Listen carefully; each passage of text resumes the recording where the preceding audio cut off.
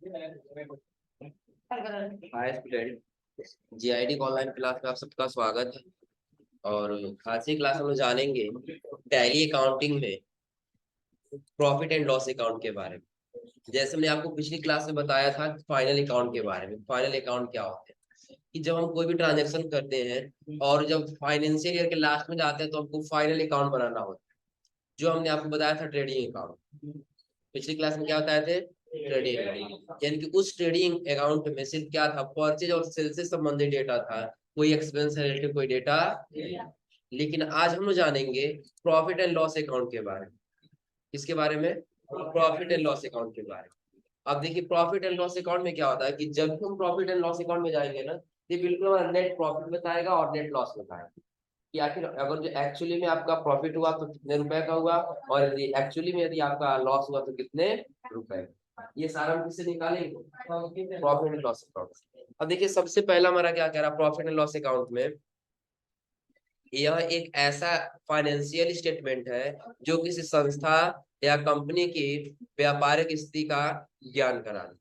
कि अगर जो कोई भी संस्था है या कोई भी कंपनी है तो उसके व्यापारिक स्थिति की, आप व्यापार जो कर रहे हैं वो किस पोजीशन पे कर रहे हैं, आपका व्यापार सही पोजीशन पे चल रहा है कि नहीं चल रहा है, ये सारा किसके माध्यम से पता लगेगा? प्रॉफिट एंड लॉस अकाउंट के माध्यम।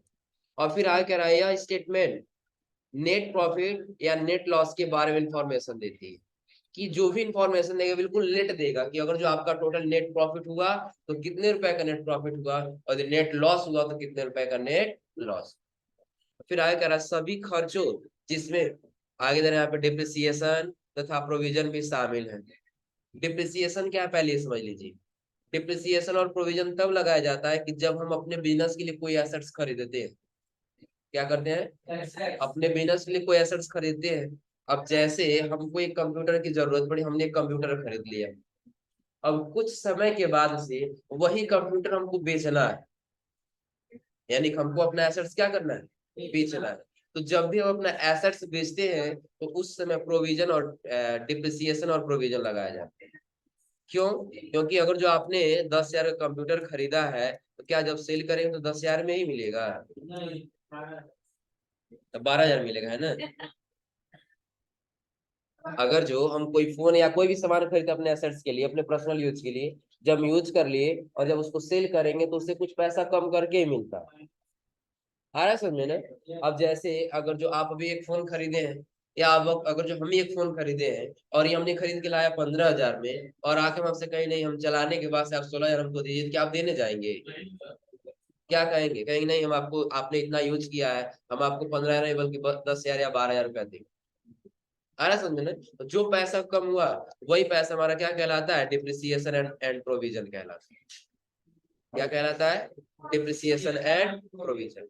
और क्या कह रहा है, इसे लगाने के बाद कितना प्रॉफिट या कितना लॉस हुआ, इस बात का ज्ञान भी प्रॉफिट एंड लॉस अकाउंट के द्वारा ही, कि यदि आपने प्रोविजन और डिप्रिसिएशन लगाया उसमें, या आपके बिजनेस में ये सारा लेने के बाद से आपका कितना नेट प्रॉफिट और कितना नेट लॉस हुआ, ये सारा कौन बताएगा? प्रॉफिट एंड लॉस अकाउंट के द्वारा।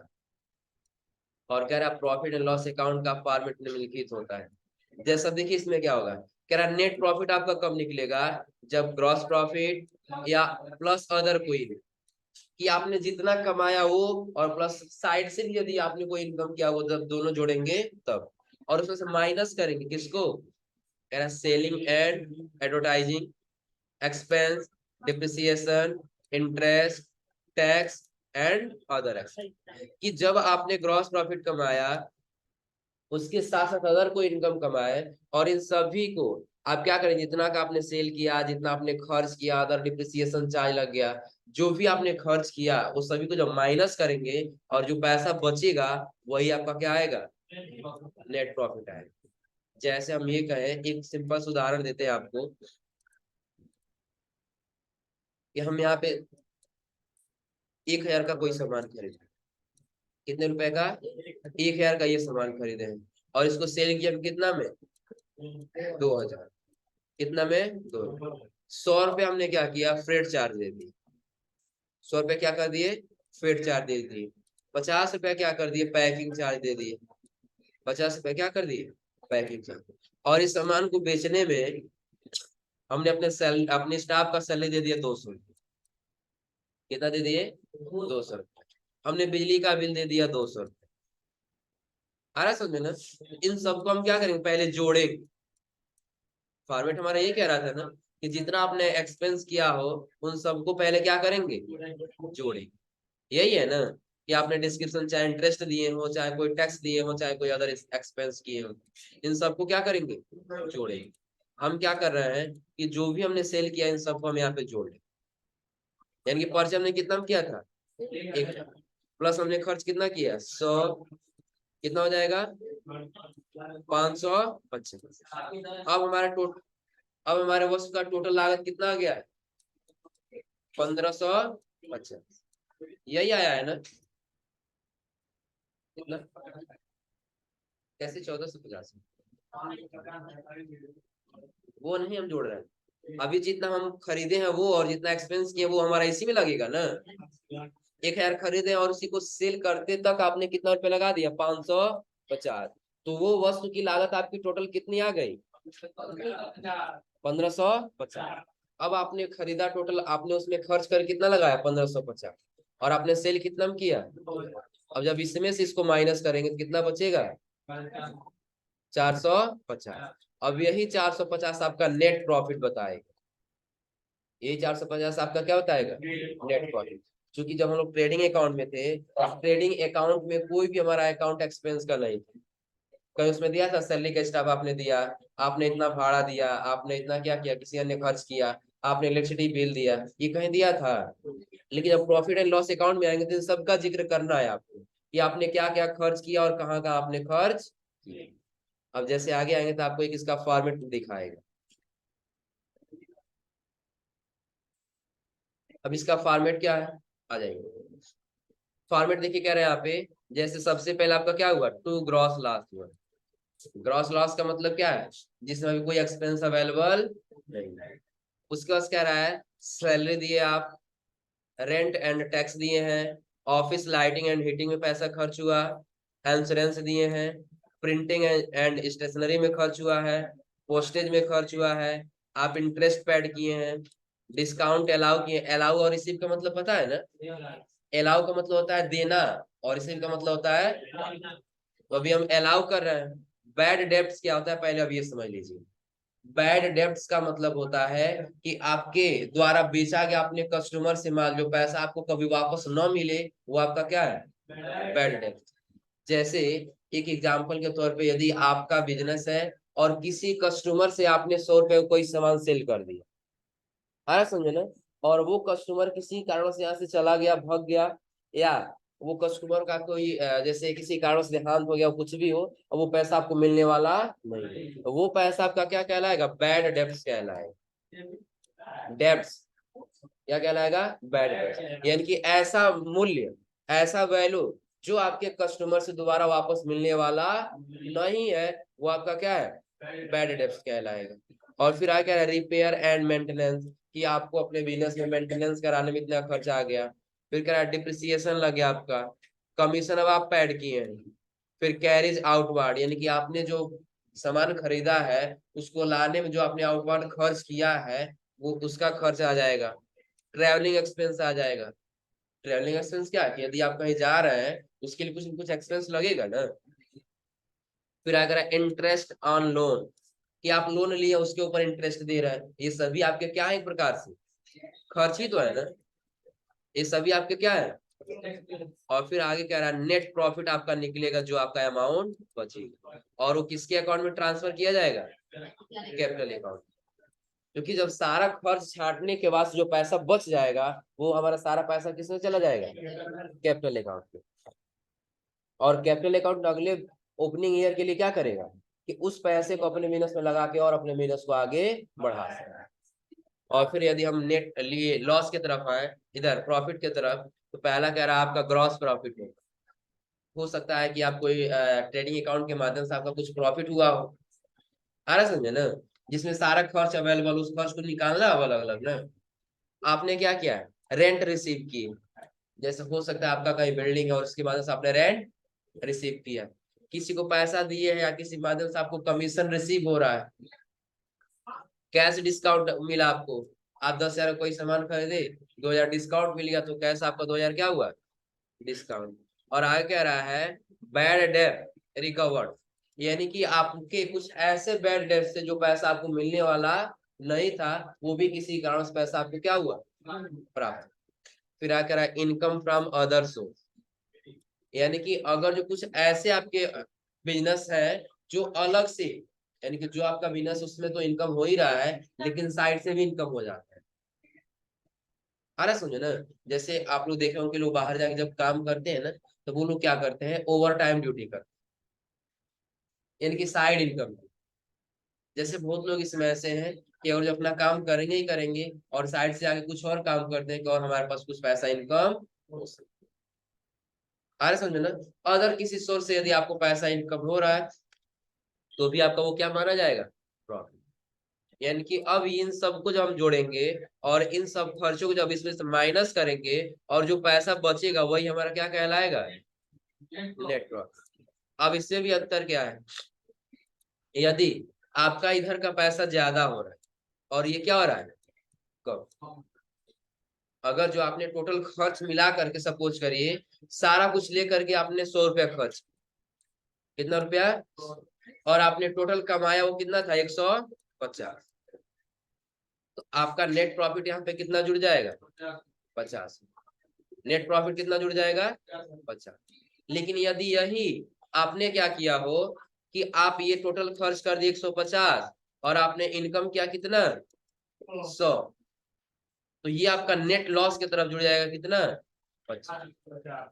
यानी कि जब इधर आपका कम आएगा वैल्यू, इधर यदि माइनस में जा रहा है तो ये आपका क्या होगा, लॉस। और यदि इधर माइनस में जा रहा है तो ये आपका क्या होगा, प्रॉफिट। क्लियर है सबको ना।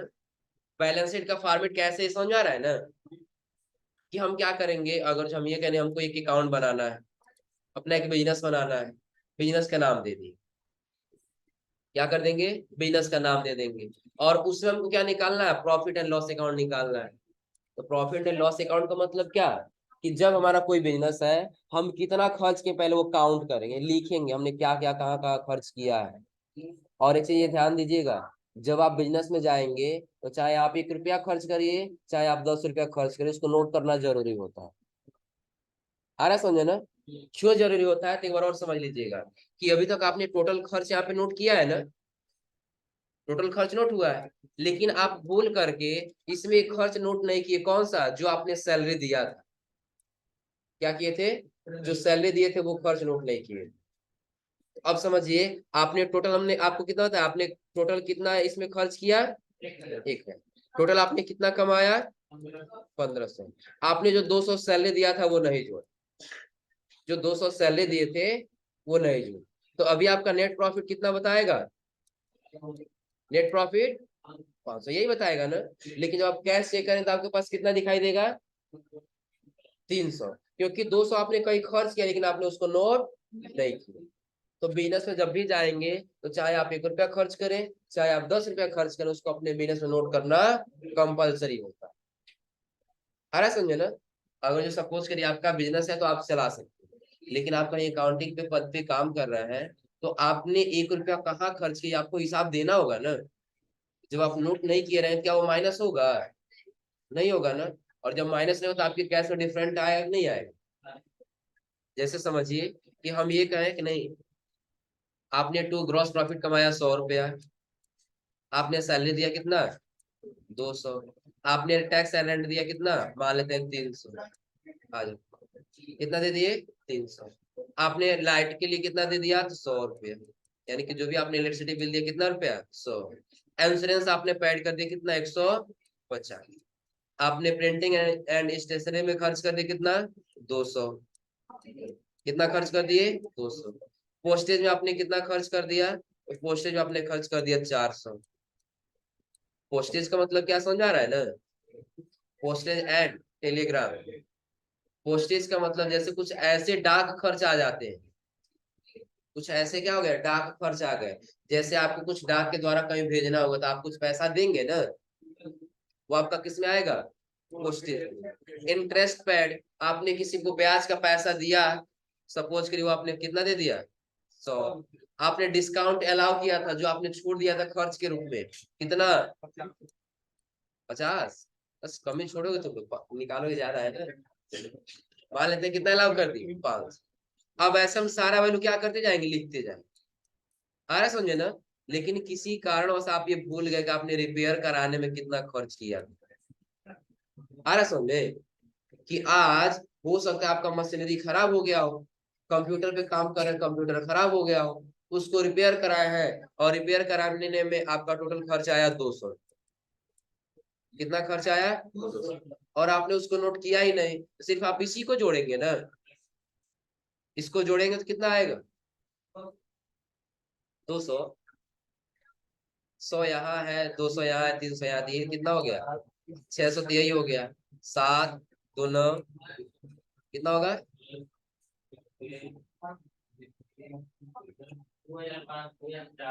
कितना होगा? सही है ना। 1000 यहाँ पे, और फिर यहाँ पे कितना? 3, यानी कि 13, और फिर 3 16, 16 उसके बाद से 3 19। हाँ, कितना हो रहा है?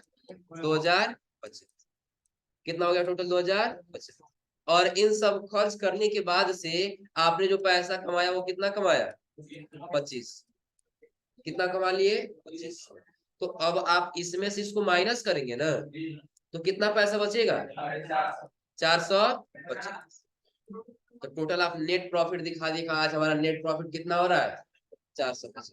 लेकिन इस प्रॉफिट को कमाने में आपका कुछ और भी तो खर्च हुआ था ना ये, लेकिन आपने इसको जोड़ा नहीं, भूल गए। तो फिर जब आप पैसा मैच कराएंगे, कैश मैच कराएंगे, तो क्या आपका ये 200 रुपया मैच करेगा? नहीं करेगा ना। बार बार सोचेंगे 200 रुपया गया तो कहाँ गया। आ रहा समझे ना। तो अगर यही हम नोट किए होते, उस समय तक टोटल हमारा कितना आया होता? 2250। और जब इसे माइनस करें तब कितना बचेगा? 250।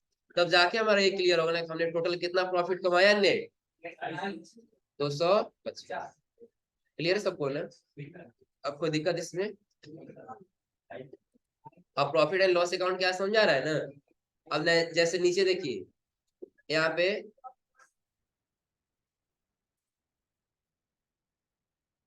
एग्जाम्पल के लिए दिया है, आप a few important item in the format office and maintenance expense.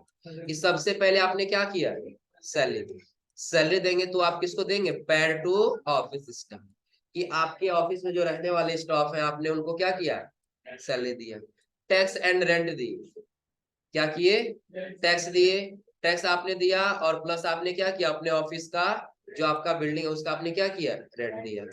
Insurance paid की, कि जो आपने इंश्योरेंस लिया अपने मशीनरी का, जैसे आप लोग बीमा सुने हैं ना, कि कोई भी हम लोग वाहन खरीदते हैं तो उसका बीमा होता है। आ रहा समझे ना। कि यदि वो खराब हो जाता है तो इंश्योरेंस के रूप में वो कंपनी की तरफ से पुनः सारा क्या हो जाएगा? मेंटेनेंस हो जाएगा। तो उस आपने क्या किया? इंश्योरेंस दिया। फिर कहा ऑफिस लाइटिंग एंड हीटिंग, कि आपने अपने ऑफिस को चलाने में जो इलेक्ट्रिसिटी खर्च होने वाला था, आपने उसका क्या हुआ? इलेक्ट्रिसिटी बिल दी। फिर कहा प्रिंटिंग एंड स्टेशनरी, आपने प्रिंटिंग के समय और स्टेशनरी के समय कुछ खर्च किए। जैसे प्रिंटर में कुछ पैसा लगेगा, इंक के लिए लगेगा, फिर पेपर के लिए लगेगा। स्टेशनरी ऑफिस में यूज होने वाले स्टेशनरी, जैसे रजिस्टर हो जाएगा, पेन हो जाएगा, इन सब में आपने खर्च किया। फिर जब नीचे आएगा, कह रहा है क्या? रिपेयर आपने कराया। कि अगर जो आपके पास कोई प्रिंटर है या कोई कंप्यूटर खराब हुआ, आप उसको क्या कराएंगे? रिपेयर कराएंगे, उसमें आपने खर्च किया। फिर कह डिप्रिसिएशन। डिप्रिसिएशन क्या है, समझ में आ रहा है ना। कि जो एसेट्स पे किससे वैल्यू कम होता है? डिडक्शन। डिडक्शन का मतलब होता है कटौती। डिडक्शन का मतलब क्या होता है? कटौती। कि जो आपका एसेट्स का वैल्यू था ना, उस वैल्यू पे क्या हुआ? डिडक्शन हुआ, यानी कि कटौती हुआ। वो आपका क्या है? वो क्या कटेगा आपका? डिप्रिसिएशन। जैसे अभी आपने कंप्यूटर खरीदा कितने रुपए का? 10,000। और आप एक साल यूज कर लेंगे, क्या वो 10,000 12,000 में बिकेगा? मान लेते 13,000 में। ये गोविंद, तो ये डिप्रिसिएशन क्या है पहले ये समझ लीजिए। तो डिप्रिसिएशन हमने क्या होता है कि यदि आपने 10,000 का कोई कंप्यूटर खरीदा, और उसको आपने 1 साल यूज करने के बाद से कहा कि नहीं हम क्या करेंगे 1,000 रुपया कम करके बेच। आ रहा समझे ना? तो अब इसमें दो शब्द जुड़ रहा था, एक डिप्रिसिएशन और एक प्रोविजन। क्या जुड़ रहा था? एक डिप्रिसिएशन और एक प्रोविजन। तो डिप्रिसिएशन क्या है पहले वो समझ लीजिए कि आपने 10,000 का खरीदा, अब 1,000 आप खुद से कह रहे हैं कि 1,000 कम कर दीजिए और आप ये सामान हमसे खरीद लीजिए। आ रहा समझ में ना? तो ये हमारा क्या हो गया? डिप्रिसिएशन हो गया। क्या हो गया? डिप्रिसिएशन। लेकिन अगर जो इसके बाद भी न बिके, यानी कि डिप्रिसिएशन लगाने के बाद भी न बिके, तो आप एक ऑफर रख देंगे। क्या ऑफर रखेंगे? जैसे कि अगर जो कि आप ये सामान जो है आप यहाँ इस समय से लेकर इस समय तक के बीच खरीदेंगे, तो हम आपको इसमें क्या करेंगे 2% का और छूट कर देंगे। आ रहा समझे ना? जो 8,000 ये 9,000 वैल्यू बच रहा है उसमें 2% और क्या कर देंगे छूट कर देंगे। और वही आपका परसेंटेज का जो डिस्काउंट देंगे वही आपका कहलाएगा प्रोविजन। वो क्या कहलाएगा? क्लियर सबको ना? यानी कि आपने पहले डिप्रिसिएशन लगा दिया और डिप्रिसिएशन लगाने के बाद से भी यदि आपका वैल्यू कम होता है वो आपका क्या आ जाएगा? प्रोविजन। तो वही होता है हमारा डिप्रिसिएशन एंड प्रोविजन। हो जाएगा। अब इसके बाद जब आप आगे जाएंगे तो आगे बता रहा है क्या? अब आपने कितना डिस्ट्रीब्यूशन किया, कितना एक्सपेंस की, तो कह रहा है carriage outward are fed outward. Carried का मतलब क्या हो गया? ढोने वाला। और फेड का मतलब क्या हो गया? भाड़। कि आपने कोई खर्च किया जैसे भाड़ा में या तो मजदूरी में, आपने जो खर्च किया वो आपका क्या है? एक्सपेंस है।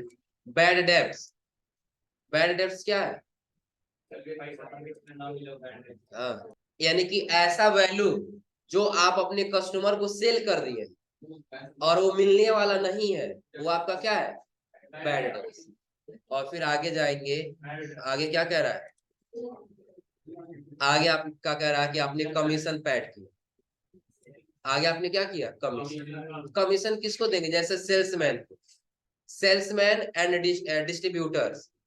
सेल्समैन एंड डिस्ट्रीब्यूटर्स क्या पहले समझ लीजिए। हम ये कहें अपने सेल्समैन से, हमारा बिजनेस है और अपने सेल्समैन से ये कह रहे हैं कि अगर जो आप क्या करेंगे ये वैल्यू ये गुड्स हमारा सेल करने के लिए, अगर जो आप इसको 1 हफ्ते के अंदर में सेल कर देते हैं तो इसका हम 5% कमीशन आपको देंगे। आ रहा समझे ना?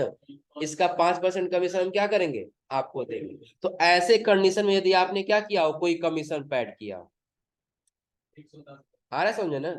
हाँ, 100% कमाएंगे नहीं, 110% कमीशन ही दे देंगे। 10%। हाँ, जैसे अपने सेल्समैन को एक टारगेट दे दिया गया हो। टारगेट क्या? कि आपको ये वैल्यू इस समय से लेकर के और इस समय तक आपको ये क्या कर देना? सेल कर देना है। आ रहा समझे ना? और यदि आप ये सेल कर देते हैं तो हम आपको इस पे क्या करेंगे? 5% का कमीशन देंगे। हाँ, तुम कमाने में ही रहो, बस समझने मत रहो। 15% चाहिए तुमको। और आगे कह रहा क्या? Financial expense. कि आपने टोटल फाइनेंशियल में एक्सपेंस क्या किया? कह रहा discount on sales are discount है ना, कि आपने सेल्स के ऊपर कुछ पैसा डिस्काउंट किए हैं।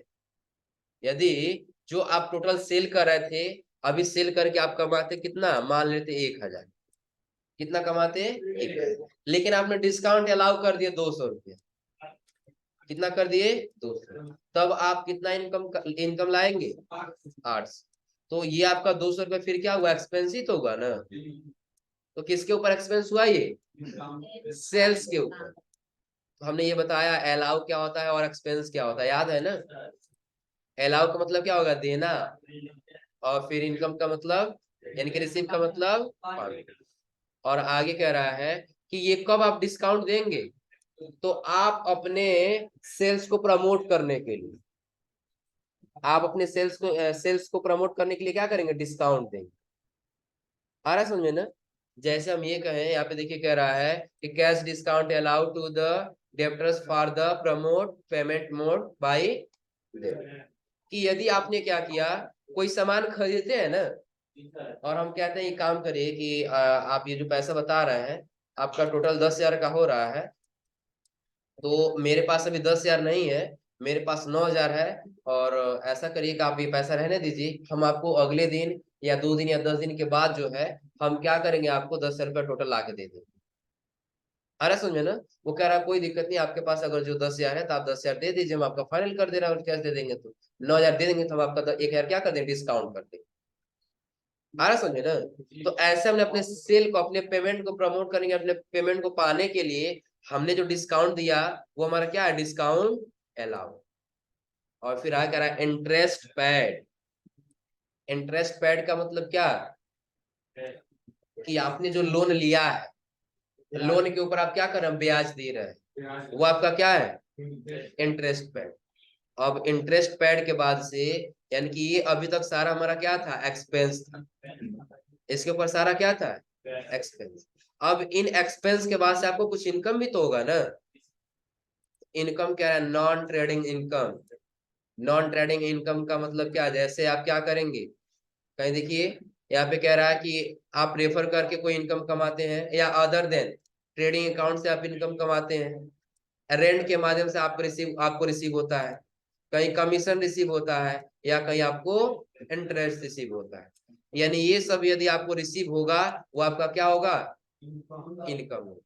इन सभी खर्चों से सिर्फ आपको इतने इनकम को माइनस करना है, और जो पैसा और जो प्लस में आएगा वो आपका नेट प्रॉफिट, और जो आपका पैसा माइनस में आएगा वो आपका नेट ग्रॉस। इसमें कहाँ से आ गया जी, इसमें नेट लॉस और नेट प्रॉफिट निकलेगा ना, क्योंकि इसमें सारा खर्च शामिल है। अब देखिए जैसे एक एग्जांपल दिया है यहाँ पे, हाँ ये देगा ना, इसमें ग्रॉस प्रॉफिट जोड़ेगा नहीं, आपका टोटल कितना प्रॉफिट हुआ उसमें से जब खर्च को माइनस करेंगे तभी तो नेट प्रॉफिट निकलेगा ना। ग्रॉस प्रॉफिट क्या है, उसमें कोई खर्च शामिल नहीं रहेगा, हमने बताया था ट्रेडिंग अकाउंट में ना, कि अगर जो आप 10 रुपए का कोई सामान खरीदे हैं और 20 रुपए में बेच दिए, तो इसको आपने खरीदने में और बेचने में कुछ खर्च किया होगा ना, ये इसमें शामिल नहीं है। आपका ग्रॉस प्रॉफिट आ गया कितना, 10। तो अब 10 रुपया में से बाकी जब सबको खर्च को माइनस करेंगे और जो पैसा बचेगा वही हमारा नेट प्रॉफिट होगा ना। अब यहाँ पे देखिए कह रहा है कि आपने ग्रॉस प्रॉफिट कमाया कितना, 3 लाख। 3 लाख कितना आपने ग्रॉस प्रॉफिट यानी कि टोटल आपने बेचकर कितना कमाया पैसा, 3 लाख। कह रहा है कि आपने सैलरी दिया और कमीशन रिसीव हुआ। अब इन सब में से पहले समझ लीजिए, आप सैलरी, ये प्रॉफिट आपका हुआ तो ये आपका इनकम हुआ कि नहीं हुआ, इनकम है ना। आपने कमीशन रिसीव किया तो ये भी आपका क्या है, यानी कि इनकम का अकाउंट आपका पहला, और ये आपका हो रहा है दूसरा। सैलरी दी थी आपका क्या है, एक्सपेंस है। रेंट पेड की थी आपका क्या है, एक्सपेंस। लाइट आपने खर्च किया वो क्या है, एक्सपेंस। एडवर्टाइजमेंट प्रचार प्रसार के लिए दिया वो क्या है, एक्सपेंस। डिस्काउंट अलाउ कर दिया वो आपका क्या है, एक्सपेंस। इंश्योरेंस प्रीमियम ले लिया वो आपका क्या है, एक्सपेंस। ट्रैवलिंग एक्सपेंस कर दिया आपका क्या है, दिख रहा है ना। अब इसमें से आप क्या करेंगे, तो अब आप जब नीचे आए देखिए आपका यहाँ पे पार्टिकुलर बनाया गया है कि आपने टोटल ग्रॉस प्रॉफिट कितना कमाया है, 3 लाख। रिसीव कितना हुआ है, तो क्या हम बस इनकम यही दोनों को रखे हैं ना, इनकम बस यही है ना, ग्रॉस प्रॉफिट और कमीशन रिसीव, बस उन्हीं दोनों को जोड़ा है, कि बस आपने यही कमाया है, लेकिन इतना कमाते वक्त आपने खर्च कितना किया है, इतना सारा खर्च दिख रहा है ना। यानी कि आपने 50,000 सैलरी दिया, फिर आपने क्या किया, 15,000 क्या किए हैं, रेंट दिए हैं। ऑफिस के लिए आपने 3,000 खर्च किया। एडवर्टाइजमेंट के लिए आपने 5,600 खर्च किया। डिस्काउंट आपने कर दिया 3,000 रुपए का। इंश्योरेंस आपने लिए 2,300 का। ट्रैवलिंग एक्सपेंस कर दिया आपने कितने का, 2,100। अब इन सबको जब जोड़ेंगे और इसमें जब माइनस करेंगे और जो पैसा आएगा वही आपका क्या होगा, नेट प्रॉफिट। 21 लाख है, 2,21,000 है जी। 50 और 15 कितना हो जाएगा, 65, और 3 68, और फिर 56 कितना माइनस करेंगे, यानी कि टोटल कितना माइनस हो जाएगा, यहाँ तक कितना हो रहा है, 72, और फिर 3,